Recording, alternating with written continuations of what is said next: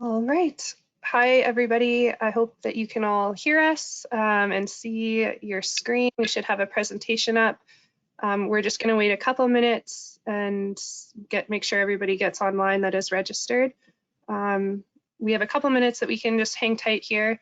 But in the meantime, you should be able to hear us and see the presentation, but your microphone and your camera are turned off. So if you're wondering why you can't speak or turn your camera on, that's why, because they're automatically set to off for the time being. But please feel free to send me a chat through the chat function if you're having any issues. And we'll just get started in a couple minutes here.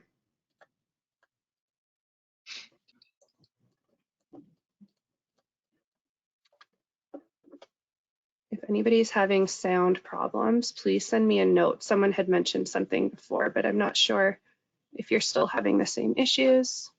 Looks like you've left and come back on. Michael, if you're there, maybe send me a note so I know if you can hear us. And thank you for everybody else that's just logging on. We're just going to wait one more minute to get started, just to make sure everybody that's registered has a chance to jump online. And we'll give it a couple minutes here.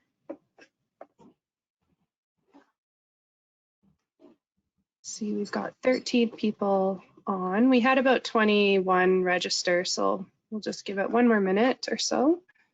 And again, if you just joined us, your cameras and your microphones are turned off at the moment, but you should be able to hear us as well as see the presentation deck on your screen, whether you're on a phone or your computer. So if you're having any issues, send them my way through the chat. It might be that your audio might not be set up properly. I see a comment right here that they're having issues with, one person is having issues with sound. Make sure that if you're on your computer, if you just make sure that your volume is not muted and that your volume's turned up to the max. And same with you if you're on your phone. Alternatively, if you are having issues and you can't seem to get the sound working, we are recording this video and we will have it up on the website over the next couple of days. So if you're afraid of missing out, then we will have a recording up, so you'll be able to view this and send us your questions separately. But okay, so we're at 6:32, and it looks like we have 13 people online. So we might just get started here with some introductions and just kind of a preliminary kickoff of the meeting. We want to thank you all for joining us tonight. For people that are joining a little bit late, again, there will be a recording posted, so no fret, you can catch up. We will also be posting a link to these slides on the website as well tomorrow. So to get started, my name is Tamil Binen, and I'm a communications and engagement specialist with BNA Planning Group. I've been supporting Qualico in preparing for this virtual information session for the Southwest CASP. We just want to thank you for joining us. It looks like we've got 14 people online at the moment, and we had about 21 register. So we imagine some people will trickle in over the next little bit. As a reminder, all participants' cameras and microphones are off for the time being. If you have any issues seeing the screen or hearing us as presenters, please let me know and just type into the chat function. Before we officially begin, I just want to let everybody know again that this will all be available on the project website. You can contact us directly. We're always open for a chat, a phone call, or an email. And in order to participate today, we have this meeting set up. We're starting off with a presentation that David Wyatt from BNA Planning Group is going to run through, and then we'll be conducting a Q&A session. So throughout the presentation, feel free to type your questions into the chat function or hold on to your questions if you wish to ask them at the end. You can also raise your hand by using, there's a little hand function on either your phone or on your computer that indicates to us that you'd like to speak. We are going to wait and answer all questions at the end, but there will be a lot of time left available to do an open Q&A where we'll run through the questions that we received in the order that we received them. And we'll be recording all of the questions and comments as well and compiling them into a What We Heard report that we're going to be posting on the project website. And we can also send it out to any participants that are on the call today. So I guess we'll just get started with our introductions of the project team. So again, I'm Tamil Binen with BNA Planning Group, helping out with the communications and engagement. Dave, I'll maybe pass it over to you. No, thanks, Tamil. My name is David Wyatt. I'm a planner with BNA Planning Group. We've been involved with Qualico on these lands for, I think it might be about 4 years now. We were originally started looking at this area. Qualico owns about 2.5 quarter sections at the north end of and west side of 24th Street. And we went in, and I'm going to talk a little bit tonight about the city's growth management strategies. But the majority of that 4 years has been involved in participation in the city's growth management strategy for this area and the city as a whole. My background is I've been a planner in the Calgary region for about 25 years, mainly in small towns, Airdrie, not so small anymore, Rocky View County, and Foothills County and Okotoks. So mainly the surrounding Calgary region. And I've been with BNA for about the last 7 years. We have with us tonight is Bruce Nelligan. Bruce Nelligan's with Wyatt Transportation Planning Group, and they will be supporting this project and Qualico's neighborhood planning exercises with all things transportation planning. So when I undoubtedly in Airdrie, there's always a transportation question or two. So Bruce is here to support anything that needs to get answered. Richard McNeil is our lead civil engineer. He's with EXP in Calgary and is very familiar with some of the projects in the surrounding communities to this neighborhoods to this area. And he's everything water, stormwater, and wastewater, which we're going to talk a little bit about tonight because Airdrie's future growth is definitely, that's the #1 topic that we've been moving through. Ben Mercer and Carrie Knitz is from Qualico Communities. Qualico has a track record in Airdrie with Ravenswood. That's the last project on the east side, and then these represent the west side land. So Ben is their planning development manager at Qualico, and Carrie is their more on the engineering and development side of things. So that's the project team here tonight.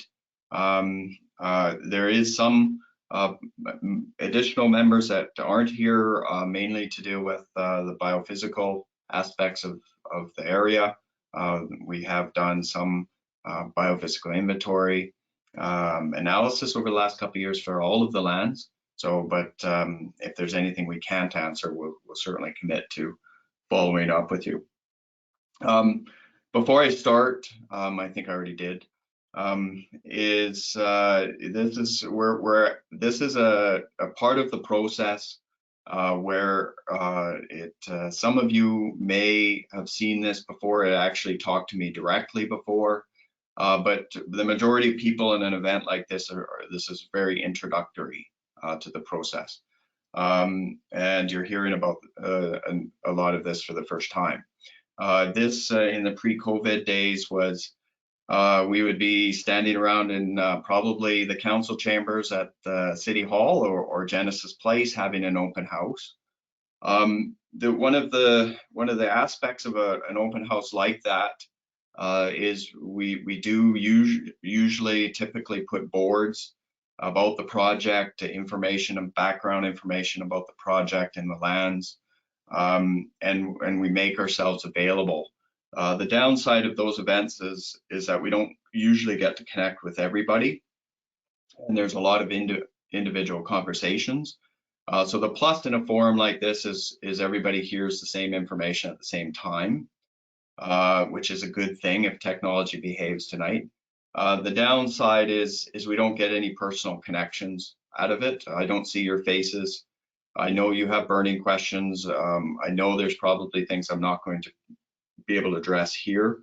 So there is a commitment that BNA has as a philosophy, and myself is we're very available for one-on-one conversations. A lot of landowners in the area have taken me up on that offer. I visit with them. We do coffee chats. We do one-on-ones. We can do individual team meetings or Zoom meetings to ensure that we get the information in your hands. So that's kind of the main objective, or one of the main objectives, is we're getting this information out to the people that care. The second objective tonight is we want to build, essentially leave you with a little bit of knowledge about the process, where we are, and what I'm going to do is provide an overview of the project, and principally I'm going to focus on the land use concept and the main elements that went into this what I call a high level plan or a growth plan for the area. And I'm going to focus on what's not in the plan as well. It's a little more difficult, but there's in Airdrie, there's a hierarchy of planning documents, all at various stages of development. And every community, Rockview, City of Calgary, Airdrie, all plan their communities through what's called an area structure plan. And each community might have a various name for it, but under provincial legislation, growth of new communities is a statutory document, so that they're quite weighted in its importance. An area structure plan guides the planning and development on the land use and the general sequencing of that for an extended period of time for a given area. So in Airdrie's context, what they do is they break up their area structure plans into two parts. One, a community area structure plan usually covers multiple quarter sections, 3-4 quarter sections historically. They're usually tied to one or two developers. That might be within the area structure plan area. What they do is if this document or this policy document, land use concept, gets approved, it provides the guidance for the part 2 of the plan, essentially, which is called a neighborhood area structure plan. A neighborhood area structure plan is typically a quarter section in size, and led by a single developer. So what you're going to hear tonight is a lot of high-level discussion about a land use concept for 10 quarter sections. That's 1,600 acres. For context, that's a large area structure plan. It's the biggest area structure plan area that Airdrie has ever done. So what that does is it stretches a land use or a development concept over, in this case, 40 years. So the sequencing of development is very important. Not all of the land is certainly going to be developed within the coming years. So we're going to touch a base on some of those components. What I will talk about is at the end of the presentation, because some of you, I hope all of you have looked at the information on our website. This is an introduction to our website. We plan to continue using this website to post things like frequently asked questions of what we've heard. At the end of our engagement period, we'll do what's called a what we heard report as a summary of the comments that we've heard. We'll post, pending on the questions, of resources, links to other plans that the city, because there's a lot of them, and it's a way for people to monitor the project as well.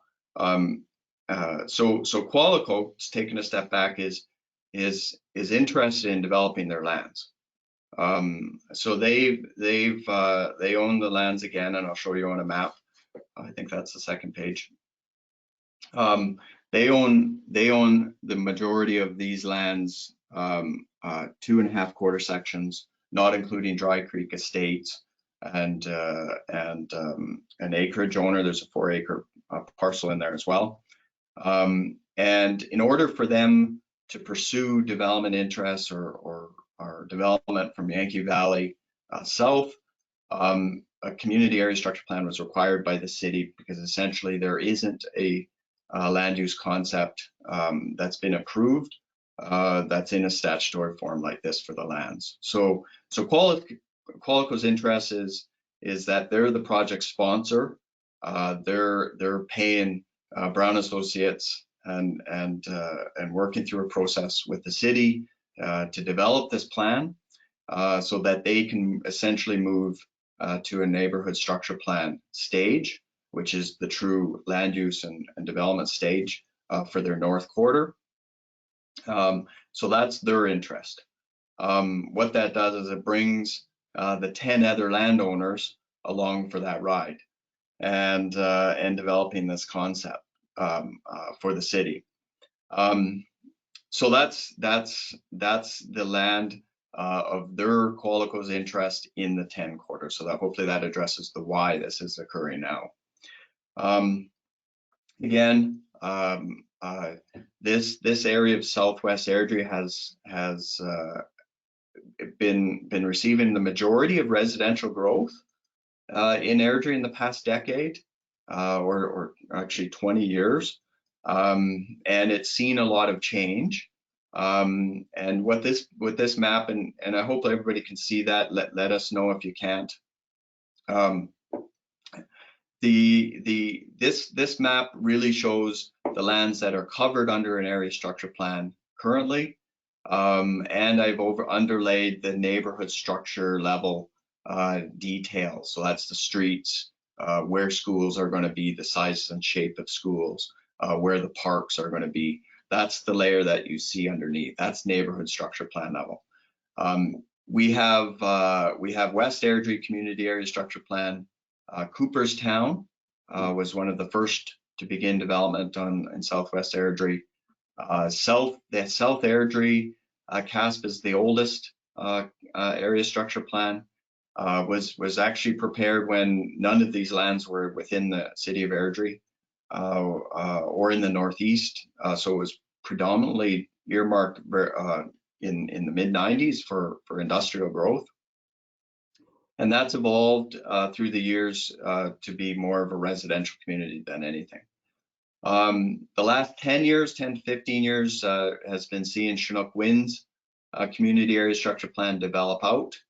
And that's why you basically have seen 8th Street south from Yankee Valley build out, and Mattamy is certainly developing South Windsong. Hillcrest is building out, and South Point, which is Vesta, is building out. And Cooperstown has a few remaining pieces left around their commercial area. Mattamy has been very, very successful in Airdrie. They've been developing their South Windsong NSP and building that piece out. And now the last, say, 5 to 10 years, we've seen 3 developers on the east side of 24th Street opening up that corridor, Brookfield, Melcor, and now Mattamy for these 3 quarters.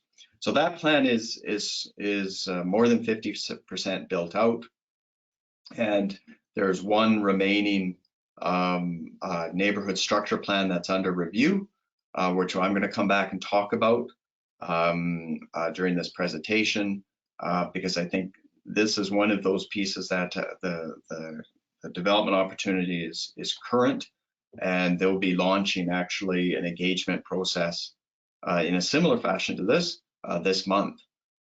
So we've been watching that project with quite a bit of interest. Actually, Tamil is running the engagement for that project on behalf of Mattamy, the City of Airdrie, and Rockview School Division, who are the owners of that piece, because that piece has lots of implications on our land use concept. So So we'll come back to that piece.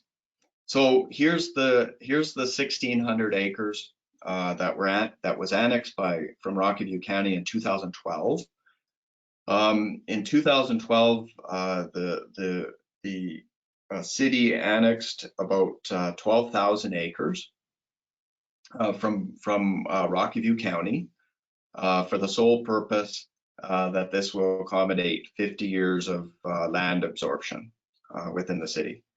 So it was a very significant annexation. Annexation is basically transferring lands from one jurisdiction to another to accommodate growth such as this. So it's not always the easiest process to go through, and the city and Rockview spent many years coming to that agreement. So a lot of the landowners that are actually within this boundary have connections to Rockview, to the Balzac area, to Airdrie, and essentially had joined the city of Airdrie within the last, like I said, decade. So this is the first time an area structure plan and this level of plan has been prepared. So that hopefully that's community context. And again, if that's generated any comments or further questions, again, we're open to responding or even having one-on-one conversations. So what is an area structure plan for these lands? There's a number of purposes that we had. We wanted to articulate a vision for the lands, predominantly a land use concept vision, a growth management strategy. So what does that mean? That means we're assigning a future anticipated land use for a given area, and these are what we call land use typology. So very simply, is it going to be for neighborhood development or population growth, as much as what you've seen in your existing communities like Chinook Gate, for example? Or is it going to be predominantly an employment area for non-residential growth? And the proportion of that amount of expected absorption in those categories is really what's at the heart of this whole plan.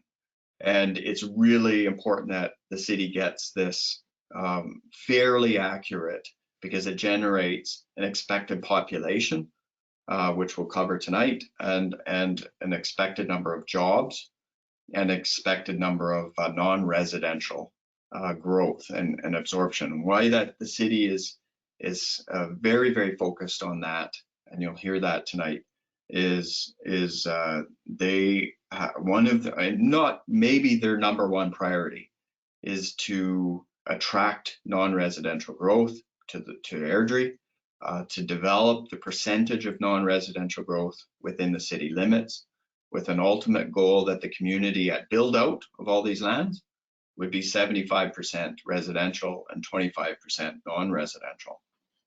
Why that is so important to the city of Airdrie is it's a much more sustainable tax base for the city and every municipality, for that matter, to pay for services.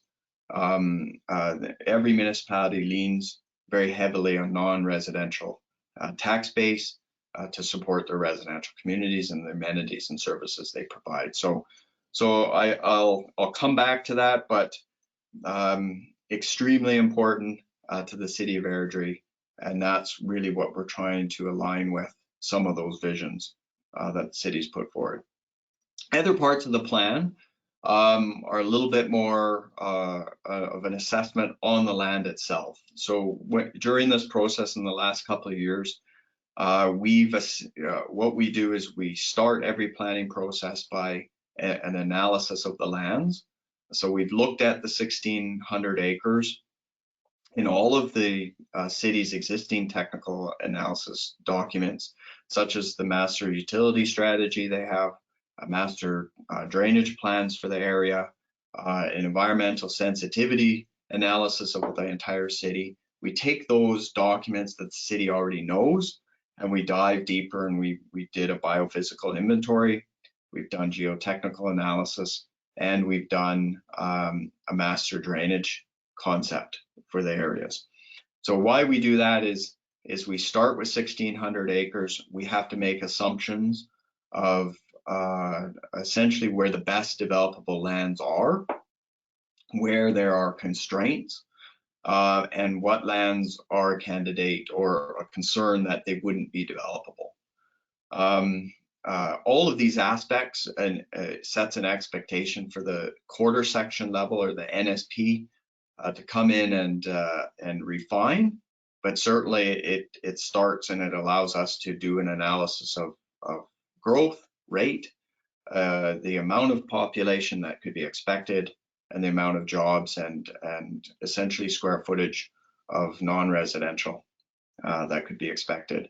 So that's the conduct technical analysis component. So I do appreciate if there is landowners on here tonight, the consents that we have been given to do those documents. So they've been really great to work with. If there is further kind of questions at these stage, we also rely quite heavily on the public and especially landowners to tell us if we've missed anything. The public and the landowners usually always know the lands better than us, and they usually point us in the right direction. And we learn quite a bit from either landowners or farmers that the lands are leased to. And that's what we've been spending the most of our time kind of gathering up. So once we've done that, we're prepared to write a policy document to present to the city. We've presented a couple of drafts, a couple of versions of a land use concept that we think is certainly aligned with the city's ideas of what the lands are going to be for. And we've gone through that vetting of technical issues. So now we're engaging the public in a wider fashion with what we hope is our best foot forward, but it's still a draft plan. And this is our chance to vet if some of these ideas are on track or not. Again, I'm going to come back to this, but to understand land use planning, planning in general, unfortunately, there's a lot of bureaucracy and layers of plans from the provincial level to the city level, and they all follow very legislated requirement. And it's important always to understand, I think, where we are in the process, because there's some things I won't ever be able to answer. There's some things I can certainly strategize and say this is the best that we can do it with what we know. And so essentially what we're doing is we're preparing this community area structure. And just I'll put it out there, planners love acronyms. If you catch me ever using acronyms, you have permission to you let me hear it. But CASPs, NSPs, MDPs, it is a bad trait of the profession. So I'll try not to do it, but you will hear it when you start getting into this. Community area structure plan, a CASP. The city has to fall into place with the city municipal development plan, which is the Airdrie City plan. So we have to demonstrate alignment with that plan more than any other plan.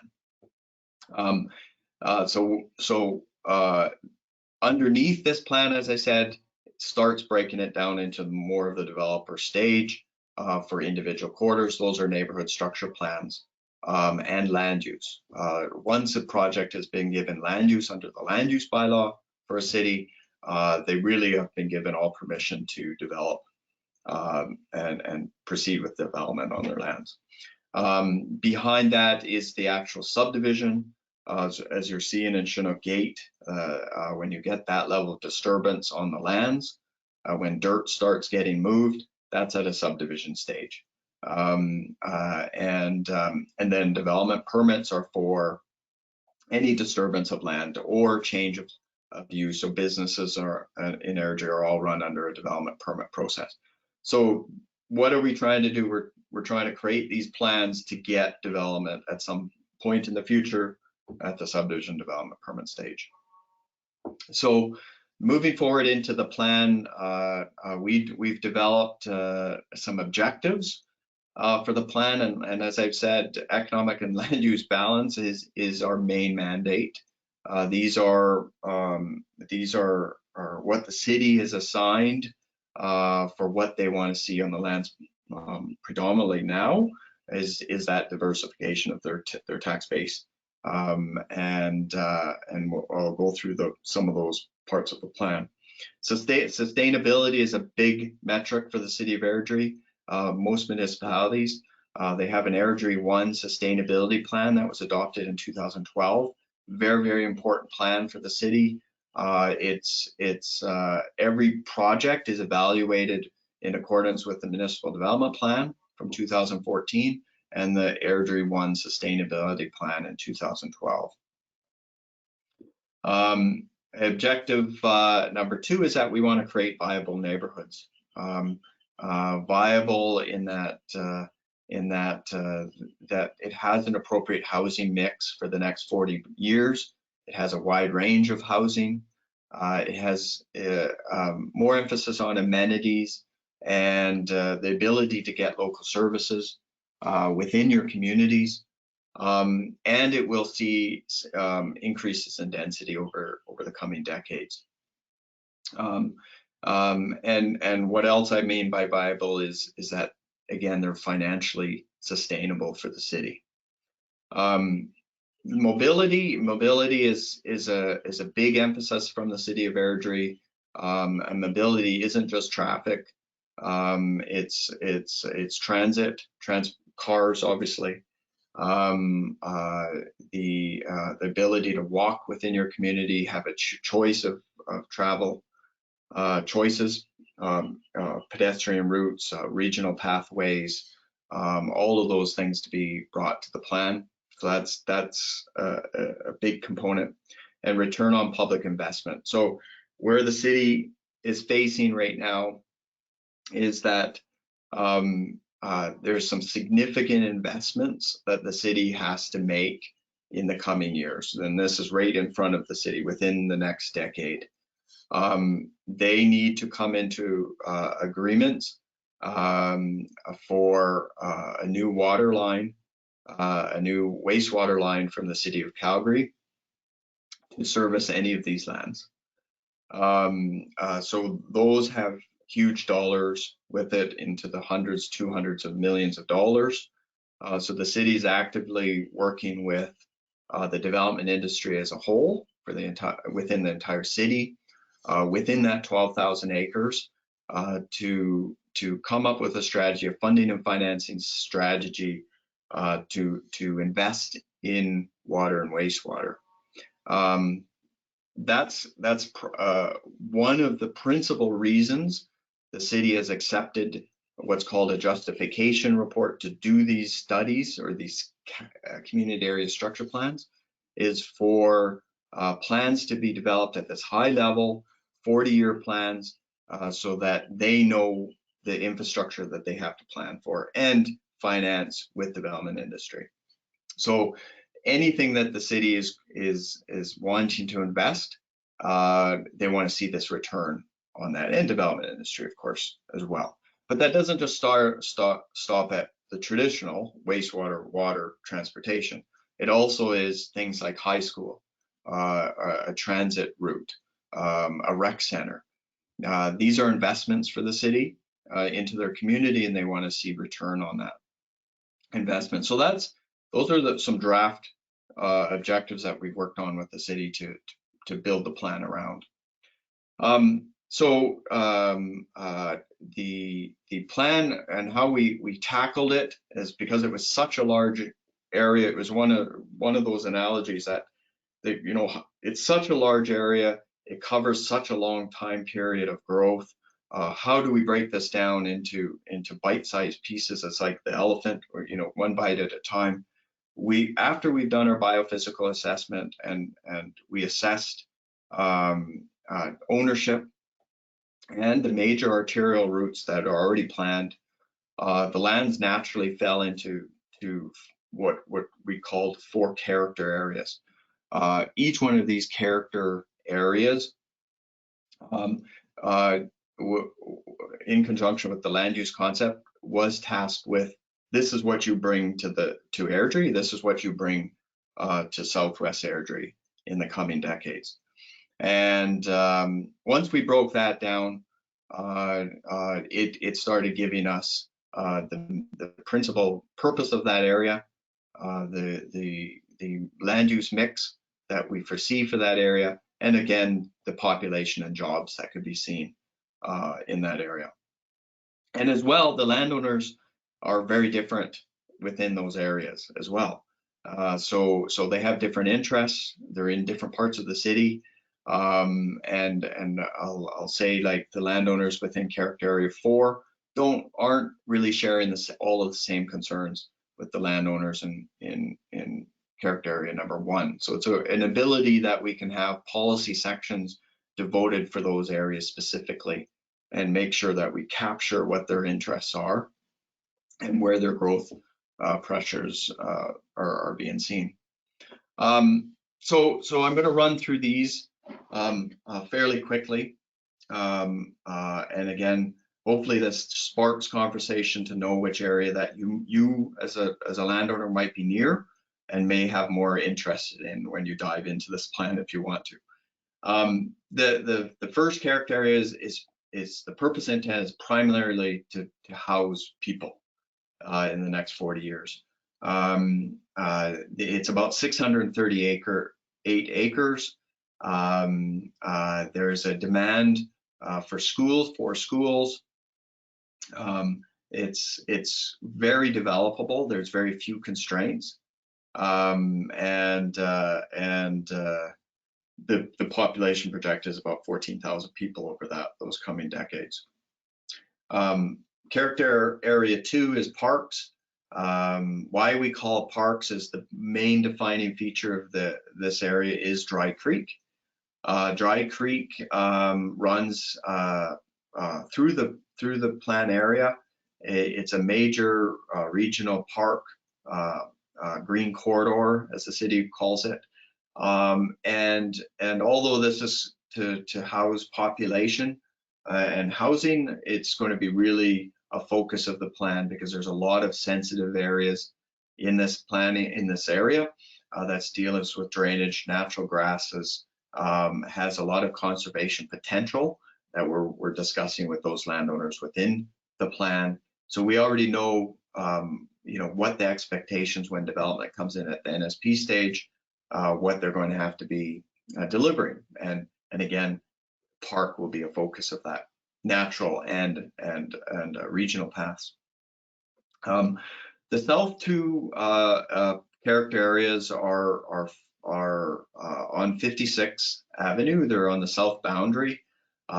These are areas where the city has identified for employment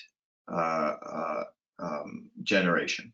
So they're going to have a mix of residential, but the primary purpose and intent the city has identified is to generate jobs, is to generate employment growth. And that could be light industrial, medium to industrial, commercial nodes, that type of thing. So you see a lesser population in these areas, but a greater amount of jobs.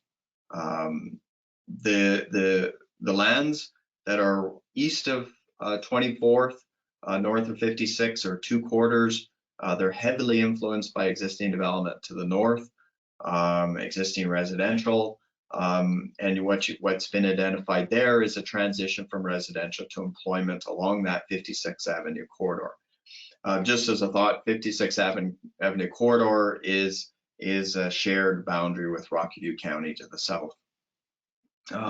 So again, we've identified this area as a lot of mix of uses, and again with an ability to generate some employment and non-residential.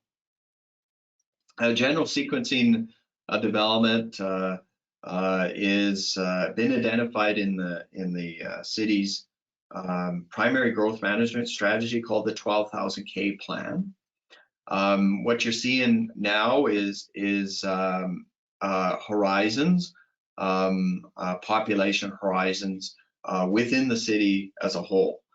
So what you see in this teal color is what's better known infrastructure speaking. So the city has a fairly good grasp of what's needed for infrastructure, capacity, transportation, things like that, because a lot of their technical documents have gone to the 110,000 population horizon.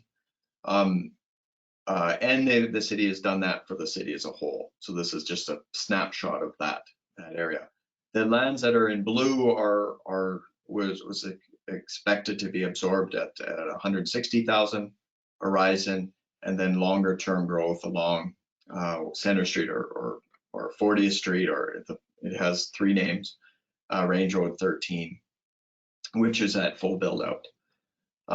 So very important map, very important deliverable for the project. So that sets the background. I think I'm going to probably spend about 10 minutes on this, the remaining portion of the project. I don't see any questions. Maybe I'll check in with. There's two questions so far. So yeah, we'll get to those. I guess if you want to talk about the concept and then we can jump into the questions, that'd be awesome. So that's a lot of the background. The concept itself, what you're looking at, it contains a lot of information. The yellow is what is planned for future neighborhoods. A neighborhood is primarily a residential community. It has opportunities for schools. It will have associated stormwater facilities. It has other amenities, local commercial, but predominantly it's going to be a range of housing product to handle that population growth.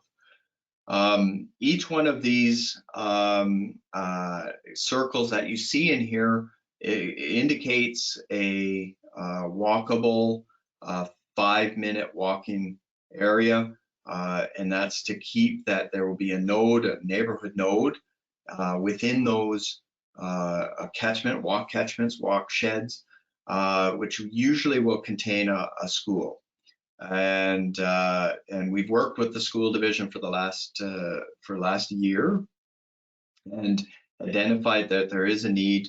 And when I say school divisions, the city has a joint use committee that includes the 3 school divisions and the city itself in determining schools needs and parks needs.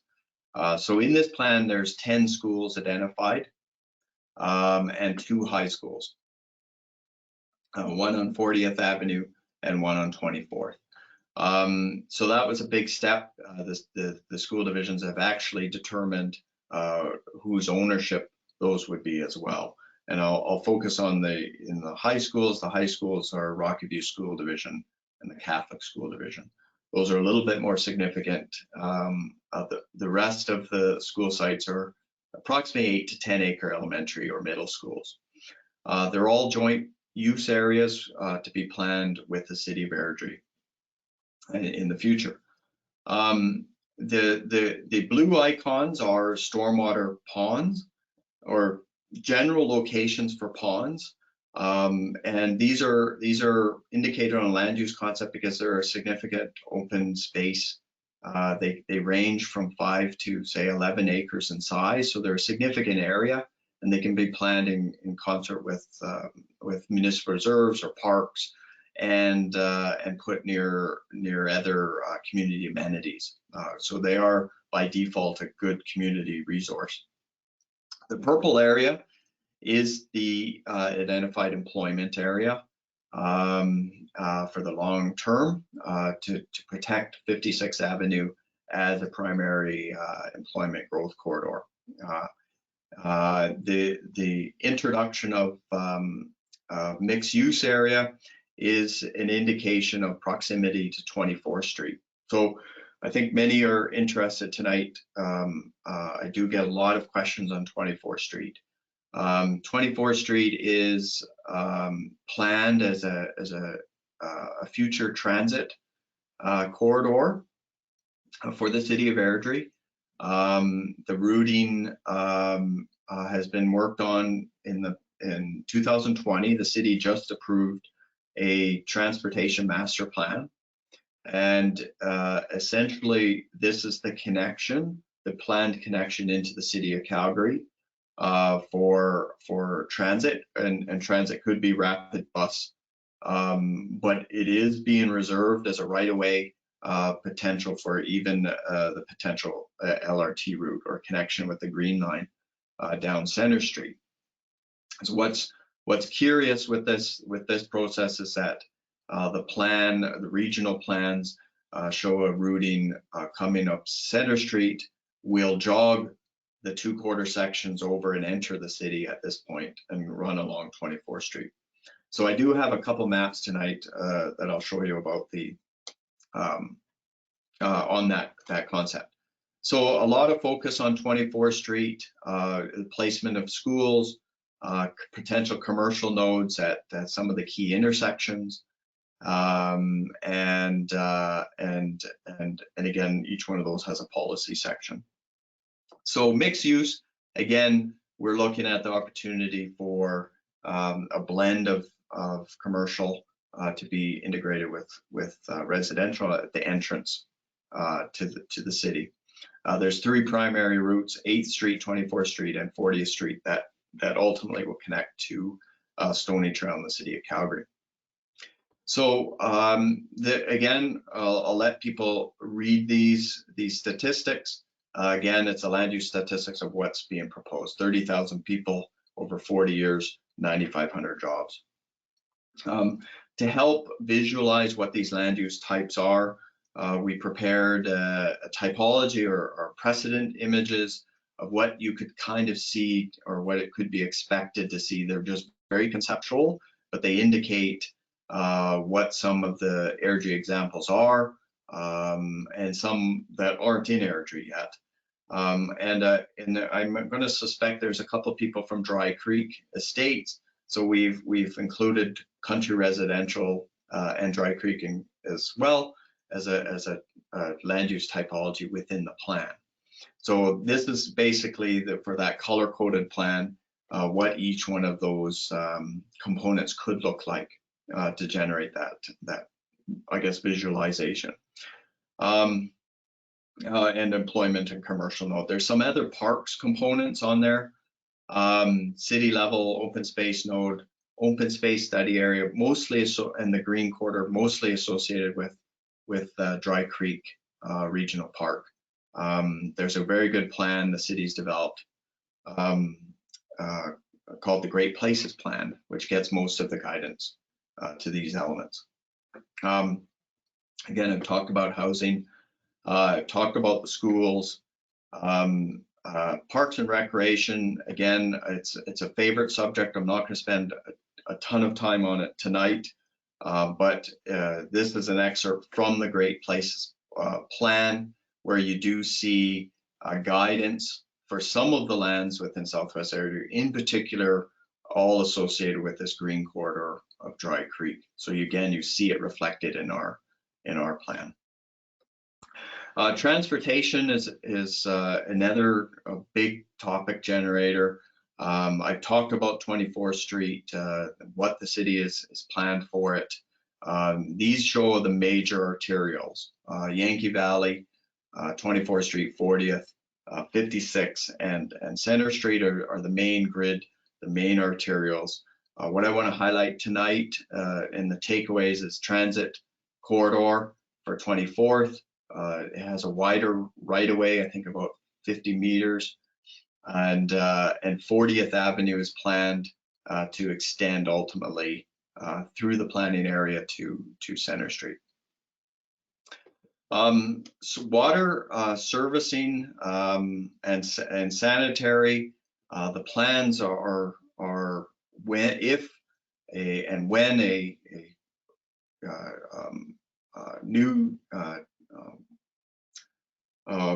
water supply feeder main and a sewage trunk line is built, it would come north from the city of Calgary, enter the city along an approximate location of 8th Street. It will move its way over to 24th Street and be brought to service the lands north of Yankee Valley, and then it will allow growth to occur and follow back to the south over the coming decades with those lines. So these lines and the infrastructure investment that's required is significant for these lines, but the routing is not terribly complicated. It is known where this infrastructure will be put in to open up and service development. Stormwater management, again, I talked a little bit about that. The pond locations generally have been located. What I'm going to highlight is a number of them have the potential to be a combined facility at the neighborhood stage with those stormwater concepts at that stage.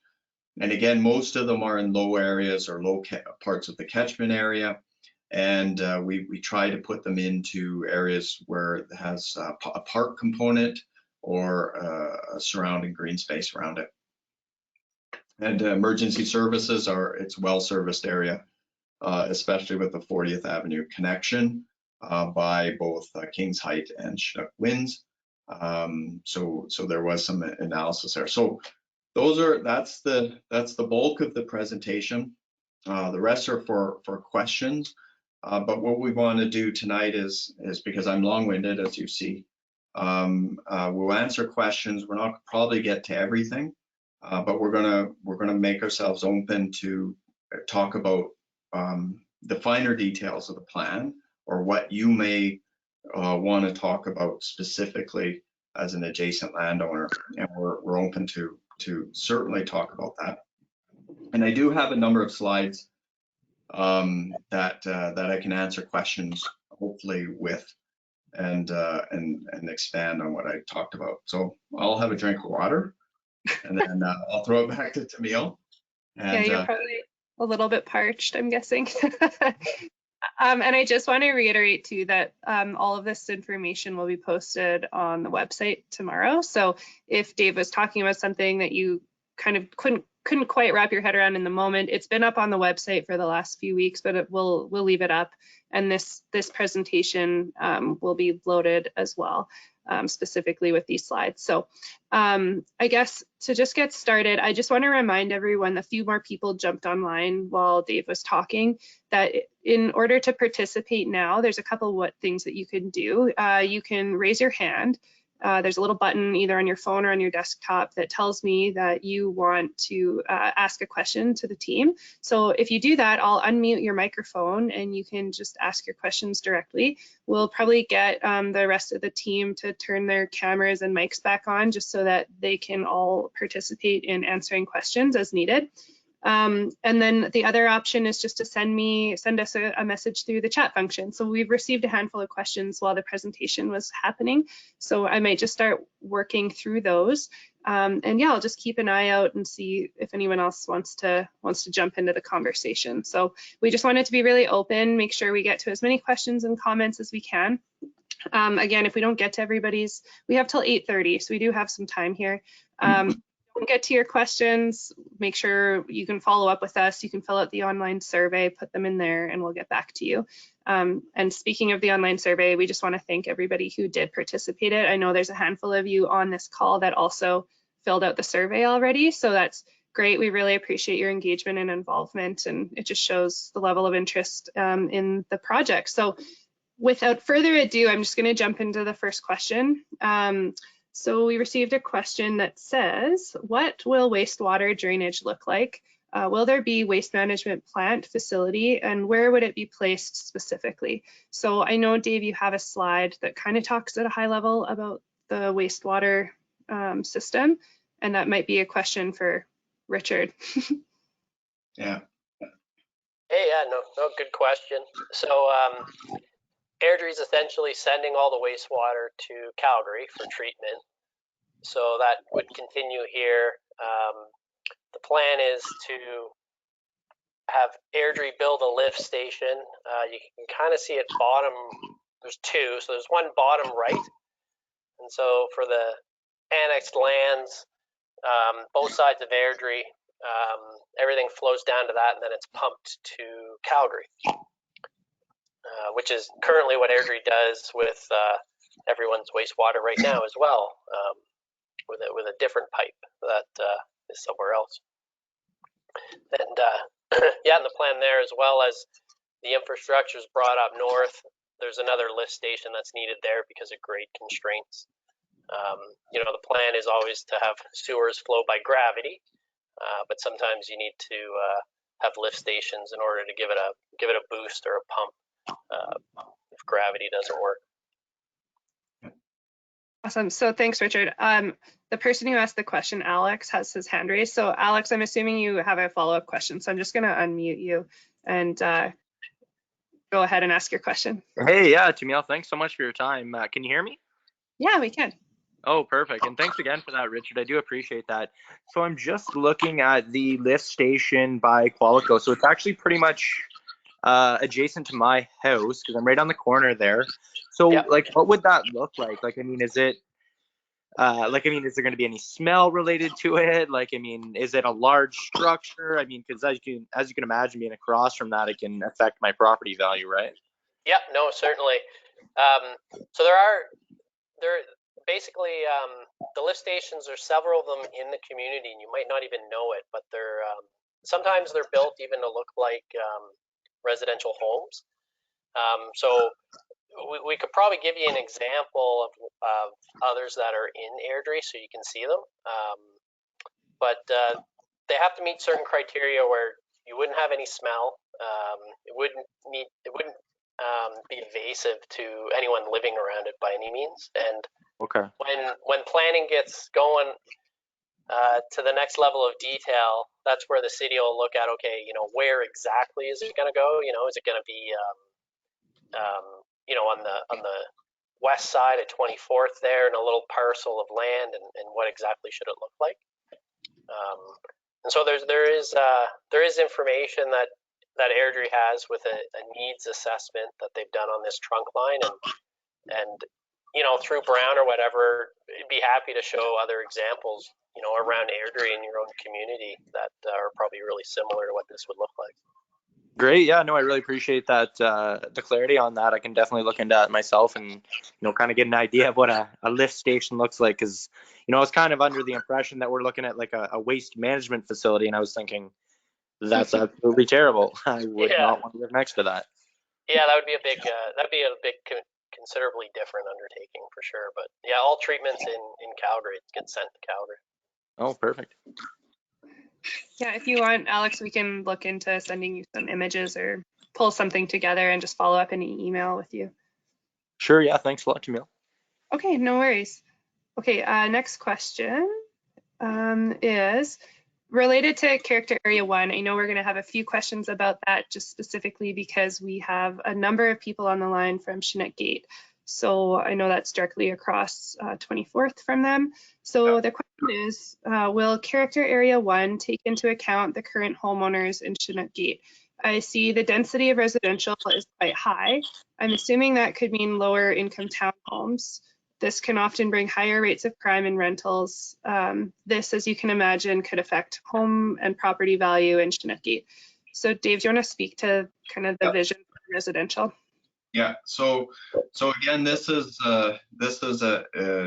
often a question we'll get all the time, and it is a commitment. If this plan gets approved, again, it doesn't dive into yet, you know, where townhouses are exactly going to go, where a low-rise building is going to go, and where the bulk of single family is, because the streets in that neighborhood level planning hasn't been done yet. Now, the advantage of living in Chinook Gate is that Qualico is here, and they're beginning the process of designing the neighborhood for. I have a map for this quarter section here, and to start doing some shadow planning for their adjacent owned lands to the south. But the real focus is to start the detailed planning. So a takeaway from tonight is that you're getting this at the very, very start of that process. We've only done preliminary sketching with Qualico to this point. So anybody that, and when you are talking to your neighbors, and if it's something like a lift station location, that's the level of detail that we're going to be bringing to the community in the coming months. And we hope that, and it seems there's a trend that there's a number of interested people within Chinook Gate. So we're going to kind of prepare that vision along with the existing owners across the street. You are the stakeholders for it, so you're going to be participating. We hope you're here in the design of that neighborhood, and that's expected to be the first neighborhood to proceed within this CASP boundary. So I don't know if that answered the question, but you're going to be directly involved. Alex, I'm just going to let you. I'm just again because I think that you have your hand up still. So. Oh, you know what? That was actually a mistake. I didn't mean to still have my hand up. No, that answered it quite clearly, I think. So I think from what you're saying is that Qualico is going to be in contact with Chinook Gate homeowners to kind of take a look at, what our thoughts are, I guess, in terms of, kind of what will be on the other side, or. Yeah, 100%. And it's kind of the more entertaining, more enjoyable part about the planning, because again, we get to dive into the details, and that's everything from street alignments, pathways, where the school is going to go, what the commercial is going to look like, and certainly the interface of on the other side of 24th. And so yeah, you're getting it day one, and really it just keeps the issue that this is a CASP process for 40 years. Really, I'm almost positive the majority of people are more interested in the neighborhood design and the value of their property and what's going across the street and how much traffic is it going to generate and what type of uses. That's where most people dive to immediately. So the good thing is Qualico's here, we're listening, and this gives us a chance to build that stakeholder list that we call it. Yeah, I was gonna say, and is there any timelines on like when this project is to be completed, or are we looking like, are we still in the preliminary sort of stages here? Like do we have a timeline of when the project will be started? The project, so Qualico's lands specifically. Yes. Yeah. So the Qualico is very, very eager to begin development as soon as possible. They want to be able to move forward through this NSP process and the planning with the community currently and through this year. And what has to happen is this CASP would ultimately go to council for a public hearing. If council approves it, and the second biggest task, there's a funding and financing solution to bring those sewage and water lines to the area. Qualico wants to be in a position to be able to proceed on that north corridor and present the neighborhood structure plan to council through another public hearing. And so it's all to begin this year. And I'll let Qualico speak for themselves, but again, they have immediate plans to bring these quarter sections in the commercial area to market in the coming years. So I guess this is a question for Qualico then. So I guess specifically in terms of when shovels will hit the dirt, what are we looking at in terms of how long that process would take with all the, I guess, red tape that would take prior, like that would have to take place prior to that? Hi, it's Ben here from Qualico, and I like the fact that you use the term red tape because we're wading through it, like neck deep. I'm just being frank. And so we've been working through the process with the city of Airdrie for several years now. You know, like I've been with Qualico since 2015, and it started then, kind of thing. So it takes a long time to get through the various levels, and there's several more to go. And so if I had to guess, well, I mean, our project schedules for our lands have you know, each year goes by and then you add another one and another one. So at this point, we're hoping that we can move through this level, which is still a high level plan, and move into the neighborhood structure plan stuff that Dave described in this year. And then that would lead to subdivision and detailed engineering and development permit stuff. And so maybe 2023 to just try to jump to the answer there for you. Okay, yeah, thanks a lot, Ben. Awesome. There was another question while you guys were chatting just about like timelines of construction for roads and deep services, given the approvals that we'll need. So I think you kind of just gave a ballpark answer to that question. So thanks, Roxanne, for asking a similar question. And, okay. And I'll jump in just on the timing or what you'll see because I think these questions are, you know, when is dirt going to be moved? For the next few years, you'll certainly see development proceed on the east side of 24th, and the Mattamy site would be the one quarter to watch if I was living in the area. Melcor and Mattamy and the city will be doing improvements to 24th to facilitate development on the east side. The city's planning on, you know, hopefully I have that right, 2028, that 24th Street would be upgraded to a 2-lane paved road. And again, that's a combination of the developers on the west side and the city of Airdrie investing in 24th. On the west side, again, it's really contingent on servicing again, but Qualico wants to be in the position to have an approved plan at least, which means we can get through and participate with the community at large on the design of their land. So that's a key takeaway. So I'm glad this has developed some interest with Chinook 8 residents for sure. Hey, so while you're on the topic of 24th Street, that was a question that came up in the online survey from a handful of people, and it came up as well in the chat function. So can you maybe speak a little bit more about 24th Street and the detail around the rapid transit that's proposed? How many lanes would there be, light rail, increased bus routes locally or between Calgary? People that live kind of next to 24th just, I think, are interested in, you know, what the plan is for that corridor and what the process was in determining that, and like what they could expect in the future.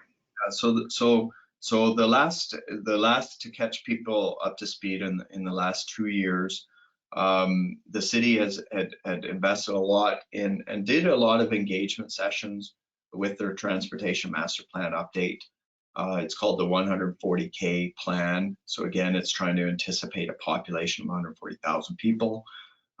This is a city map. It's what I was referring to. You can kind of see a Stony Trail and the city alignments. And again, this routing of the transit corridor entering the city at 24th Street and becoming this transit corridor through the west side. To be honest, there's two very definite camps on which corridor should have been selected at 24th Street or staying on Center Street. But the plans that have been approved for the last couple of years is certainly working towards 24th Street being that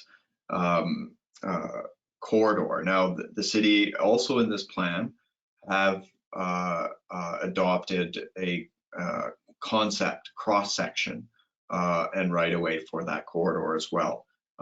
Both concepts again are reserving the central portion to handle types of transit, bus and or future LRT. So anybody's interested in this more, I'm certainly happy to talk about it. We can send our questions. I can try to get you the plan itself in your hands. But again, this is a very, very key cornerstone part of this whole plan because it really dictates land use adjacent to it. And it's a significant investment for the city. Okay, I'm just gonna, Alex, I think you've got your hand up. If you want to chat, it was your question. Thanks for all the questions, by the way. Let's see here. You should be able, there you go. Yeah, sorry, I muted myself earlier. Yeah, no, I think that's quite clear. So, David, I think you had said that the plan to get that rapid transit, like that route from Calgary North into 24th upwards, you said that that's proposed to be completed by 2027, 2028? No. This would be a very long range plan. So in this transportation, maybe what I'll do is I'll send you a link to this plan. Oh, okay. So, sorry, what did you say? You said that you plan on, well, not you plan, but I guess the plan is to have the 24th Street turn into 2 lanes or 4 lanes. Yeah. So in the city in this transportation plan, it has outlined the improvements and and the timing for like 2028, 2038, 2048, and what they see as the improvements on 24th. It's actually quite well laid out. I don't have it handy. Okay, no problem. In tables, and then that raises the question of who pays for it, and it's paid through levies from developers as they develop, and especially on the west side, and developers making the improvements. So it is the plan for 24th Street and when they expect the major improvements to come along. Bruce, did you want to add anything to that, or? Yeah, I can jump into, yeah, basically the arterial roads are staged. So in the case of 24th Street, as David pointed out, it's indicated in the city's master plan that at least 2 lanes would be built from Inky Valley all the way down to 56th. And typically the way that it's staged is if there's the development happening on the east side, then those 2 lanes would be built, like the 2 east lanes would be built as those lands build out. And then as the development moves along on the west side, then the west 2 lanes would be built. So that you kind of build half as the east side builds out, and then the other half when the west side builds out. Not sure if that answers your question. Yeah, sorry, I'm not sure if I'm just confused here. So we mean 2 lanes going north and 2 lanes going south? No, so the initial stage would be 2 lanes total, so 1 lane in each. Oh, okay. Yeah, no, that's clear. Because I was just worried when I was reading the proposal there that, to be honest, I had no idea. Like, I mean, is this going to be like a 4-6 lane rapid transit that's coming in within the next few years? Like, we actually just built our home here, so it was just kind of a thing where, it's like, oh, great. I mean, hopefully there's not a Queensway beside us in the next 5-6 years. No, I think the best takeaway from my perspective is that it's a aspirational plan for the city for very long range goal, and there's a lot. Obviously, if you're following city politics and you see what kind of effort and timing goes into even extending an LRT or something, I would categorize it as aspirational at best. What's important is the city's reserving the right of way for the future to allow it to happen. But what you would most likely see in the immediate term is the use of the corridor for buses, and it being a main bus route and intermunicipal route to the city of Calgary. I think that's more of a takeaway from the transportation plan. Yeah, I think that's a good point, David. And I think you brought up the image that shows the cross sections, and the interim cross section is basically a 4-lane roadway with a wide median that could be used for additional lanes if necessary. But I can see this interim cross section being able to handle the traffic and even bus traffic for many years to come. So the image on the bottom with the 2 extra lanes likely wouldn't be needed into the long term. Yeah, thanks so much. That's all the questions I have, and you guys answered them quite well. So yeah, thank you very much. And to build on that, the right, because that did come up, I noticed in some of our notes and reviewing some of the feedback we're getting is the right of way, because all of the plans have been approved, the Chinook Winds CASP on the east side, the right of way requirements are indicated on the west side. And that might be of interest to people that live adjacent to 24th in that there is a bit more setback than you probably realize before you get to any type of development because of that right of way. So it's quite a wide right of way. Okay, great. Thanks so much for the answers. And that question did come up in multiple survey responses. I think today we had 22 responses to the survey. So Alex, your questions have kind of been, I think we're responding to a lot of questions that we've heard from other people too. So really appreciate that. As far as questions go in the queue at the moment, we're kind of caught up. We responded to the project timelines.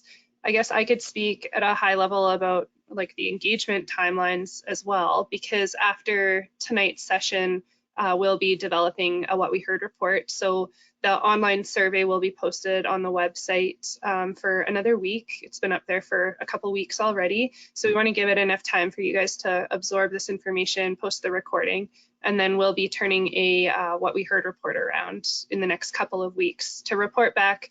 It's pretty much a verbatim like Q&A report that we can post on the website. We'll be sharing it with the City of Airdrie as well.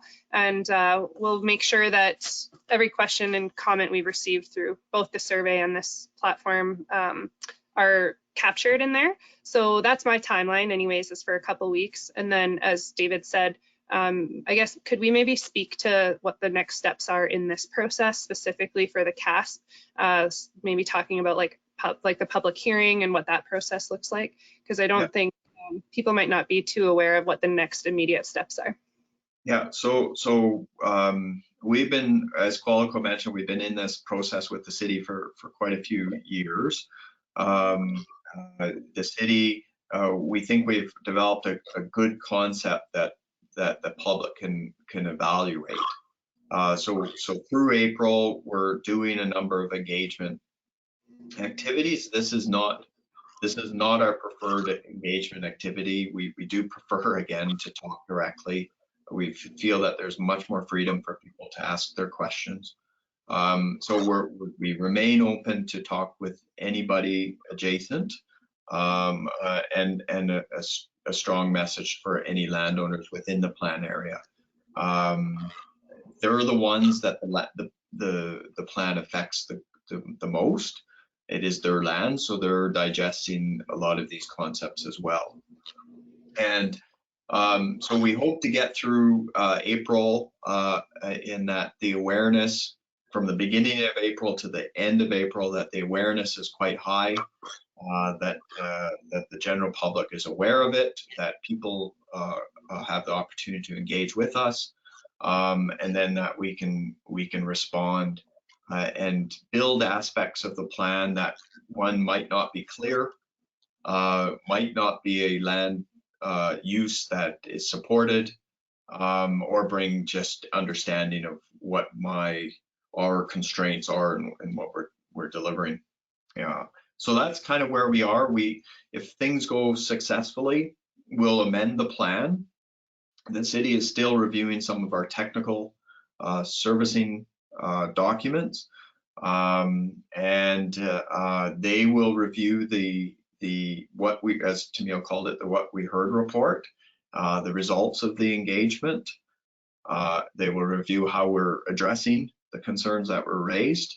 And then if we get through that stage, we will go to what's called a municipal planning commission meeting, which is comprised of a couple of councillors and members of the public. and they will review the plan and provide more of a technical perspective and evaluation of the project. If we get through Municipal Planning Commission, again, we respond to any concerns that were raised, and then it would go to council for a public hearing. Once it's targeted for a public hearing, the neighborhood advertising will go in the papers. There will be a public event where people can speak and submit directly to council on the aspects of the plan. If council approves it, they have to, I'm going to get really technical here, but they'll approve it through 3 readings of this bylaw. And what they can do is they can approve the first part of it, first and second reading. I haven't talked about the regional process in this.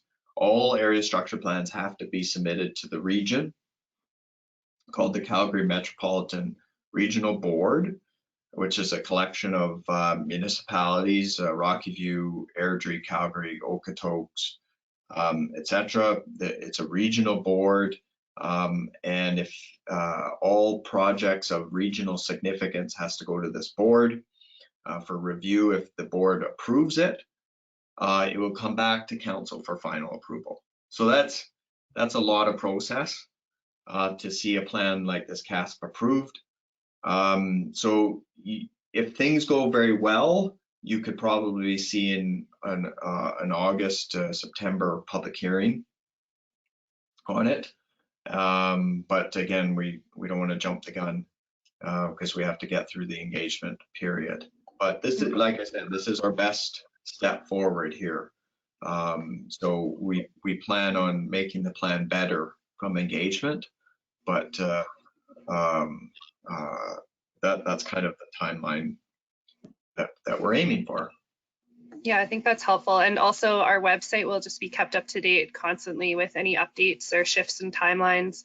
Now that we have kind of a baseline of subscribers, the first time we communicate, it's always a bit tricky trying to get our promotions out and raising awareness. But now that we have some people on our stakeholder list, as David mentioned, it makes it a lot easier for us to communicate going forward, especially through the NSP and approvals process for the CASP. So this, like he said, is kind of the first step in future correspondence. So by checking out our website and giving us your email address, you'll stay informed throughout the remainder of the project. So I know there was a couple of people from Dry Creek Bay that came on today. We haven't heard too much from anybody in that community, but again, we want to hear from you if you have specific questions, and we will be communicating with you directly too through the neighborhood structure plan as adjacent landowners. So hopefully that answers any questions about process or timelines.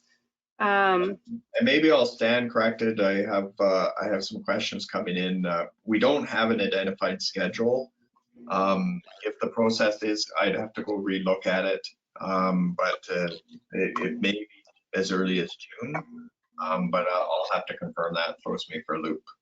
So if I misspoken on August, we don't have a date, definitive date, but again, you can target this summer, and we'll use our website if we do get a date and post it there. I might have misspoke. I just saw a follow-up question about, for transparency, could we post correspondence on Facebook? I found about this on the Chinook Gate Facebook group, which it's so funny because trying to engage with community groups on Facebook can be really challenging because we aren't typically members of the groups and you have to request to join. So I'm always a little skeptical as an engagement person joining a private community group because I know there's conversations that happen that they want to be private. So I typically don't post on Facebook, but if you as a member of that Facebook page would like to share information, by all means use Facebook as a platform to get the word out. I was kind of hoping that that was what happened, and then yesterday when we saw participation increase from Chinook Gate, I had a feeling there was probably a post on a Facebook page because that's pretty common. So yes, feel free to direct people on that site to our website, and also you can share the What We Heard report on there. we just want to really get across the point that we're open for engagement. We do kind of have to, like, it's an iterative process. We'll continue to engage throughout, but we do have to compile a report to eventually submit. So if people do have immediate questions or comments, I'd recommend getting them in the next couple weeks, just to be included in the package that we're preparing to wrap up kind of the CASP. So, but yes, by all means, share it on Facebook. I just typically don't join myself into those groups because I know people like to have their conversations without us watching. So hopefully, oh yeah, and you asked if we can share our website address again. So Dave, do you want to pull up the very last slide? Because I believe the website is on there. Maybe it's not. Yeah, southwestcasp.com. I'll post it on the group, on the chat function, so that you guys all have it, because the online survey is there as well, and all of these resources. So we know it's a lot to go through, but by posting this video, hopefully 2 people can kind of zoom in and check out the points that they really want to get some answers on. And our What We Heard report will also clarify a lot of the questions that we heard through this survey. So I'm just sending it out now to you guys, so hopefully you all see the link in the chat function. And I think at this point in time, I know a few people have kind of petered off. We don't have as many people online as we started, but that's a good sign. Hopefully we provided enough context and information to answer questions. If there's no further questions at this point, maybe we'll just kind of start closing out. I know it's only just before 8. We have till 8:30. So if more questions come up, just feel free to jump in. But in the meantime, if we kind of wrap early, just follow up with me via email, and we'll get back to you in the next couple of days. We're open and available for sure. So maybe, I guess, do we just want to like start wrapping up? If we get more questions, I'll interrupt you. But I want to thank everybody for engaging with us and participating. I know it's not the most fun thing to do on a weeknight, but like David said, with COVID, it's really hard to do anything in person right now. So the fact that we got an audience for a virtual event is really great. If it were up to us, we'd be out in person for sure. But for now, this is kind of the next best thing. So we just appreciate you taking the time to join us virtually and send us your questions and comments. We're here to answer them, and hope that this was informative and you're leaving feeling a little more maybe at ease, or feel like your questions were answered. Dave, do you have any? No, I mean, it's a lot of information. There's a lot of plans. They all can probably have 1 or 2 hour presentations on them. So we'll just take them at small bites. And like I said, the offer is, anybody wants to talk, give us a call. We try to adapt how you want to be engaged.